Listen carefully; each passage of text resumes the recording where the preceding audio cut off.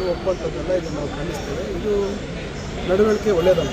ಸಾರ್ವಜನಿಕ ಜೀವನದಲ್ಲಿ ಇವತ್ತು ನಾವು ಅಧಿಕಾರಿಗಳಿಗೆ ಆಯಿತು ನಮಗೆ ಬೇಜಾರಾಗುತ್ತೆ, ಸಿಟ್ಟು ಬರ್ತದೆ ಈ ಸಂದರ್ಭದಲ್ಲಿ. ಆದರೆ ನಾವು ಮಾತಾಡುವಂಥ ಭಾಷೆ, ನಾವು ಬಳಸ್ತಕ್ಕಂಥ ಪದಗಳ ಮೇಲೆ ನಮಗೆ ನಿಯಂತ್ರಣ ಇಲ್ದಿರ ನಾವು ಮಾತಾಡೋಂಥದ್ದು ಒಳ್ಳೆಯದಲ್ಲ. ಯಾಕೆಂದರೆ ಕಾನೂನು ರೀತಿಯ ಕ್ರಮ ತೆಗೆದುಕೊಂಡಂಥವ್ರ ಮೇಲೆ ನಾವು ದಬ್ಬಾಳಿಕೆ ಮಾಡುವಂಥದ್ದು ಸೂಕ್ತ. ಇದು ಒಳ್ಳೆಯ ನಡವಳಿಕೆ ಅಲ್ಲ.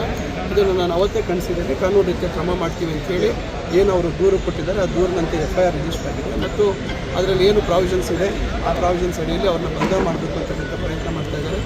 ಅವರು ಲಭ್ಯ ಇಲ್ಲ ಅಂತೇಳಿ ಮಾಹಿತಿ ಕೊಟ್ಟಿದ್ದಾರೆ. ಆದರೆ ನಮ್ಮ ಪೊಲೀಸ್ ಇಲಾಖೆಯವರು ಅವರ ಜವಾಬ್ದಾರಿಯನ್ನು ಯಾವುದೇ ಒತ್ತಡಕ್ಕೆ ಮಣಿದರೆ ಅವರ ಕೆಲಸವನ್ನು ಮಾಡ್ತಾಯಿದ್ದಾರೆ. ನಾವು ಕೂಡ ಪಕ್ಷದಲ್ಲಿ ಈಗಾಗಲೇ ಅಧ್ಯಕ್ಷರು ಕೂಡ ನನಗೆ ಮಾತಾಡಿದ್ರು.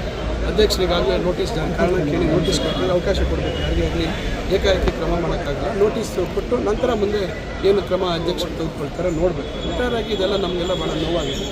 ನಾನಂತೂ ಜಿಲ್ಲಾ ಮಂತ್ರಿಯಾಗಿ ಅಧಿಕಾರಿಗಳ ಆತ್ಮಸ್ಥೈರ್ಯ ಕುಗ್ಗುವಂಥ ಕೆಲಸಕ್ಕೆ ನಾನು ಸಹಕಾರ ಕೊಡಲ್ಲ. ಸದಾ ಅವರ ಕೆಲಸ ಸಾರ್ವಜನಿಕರಿಗೆ ಕೆಲಸ ಮಾಡಿದ ಸಂದರ್ಭದಲ್ಲಿ ನಾವು ಕಠಿಣವಾಗಿ ಅವರಿಗೆ ಕಾನೂನಿನ ವ್ಯಾಪ್ತಿ ಒಳಗೆ ಏನು ಹೇಳಬೇಕು ಅದನ್ನು ಹೇಳ್ತೀವಿ. ಆದರೆ ಕಾನೂನು ರೀತಿ ಕೆಲಸ ಮಾಡುವಂಥವ್ರಿಗೆ ಪ್ರೋತ್ಸಾಹ ಕೊಡುವಂಥದ್ದು ನಮ್ಮ ಕರ್ತವ್ಯ. ಯಾಕಂದರೆ ನಾಳೆ ಬೆಳಗ್ಗೆ ನಾವು ಕಾನೂನು ಬರೀ ಬರೀ ದಾಖಲೆಗಳಲ್ಲಿ ಬಿಟ್ಟರೆ ಅನುಷ್ಠಾನ ಮಾಡೋದಕ್ಕೆ ಸಾಧ್ಯ ಆಗಲ್ಲ. ಅದರಿಂದ ಇದನ್ನು ನಾನಂತೂ ಖಂಡಿತ ವೈಯಕ್ತಿಕವಾಗಿ ನನ್ನ 22 ವರ್ಷ ರಾಜಕೀಯ ಜೀವನದಲ್ಲಿ ನಾನು ನೋಡ್ಕೊಂಡಿದ್ದೇನೆ. ಈ ರೀತಿಯಾಗಿ ನಡವಳಿಕೆ ಯಾರು ಒಪ್ಪುವಂಥದ್ದು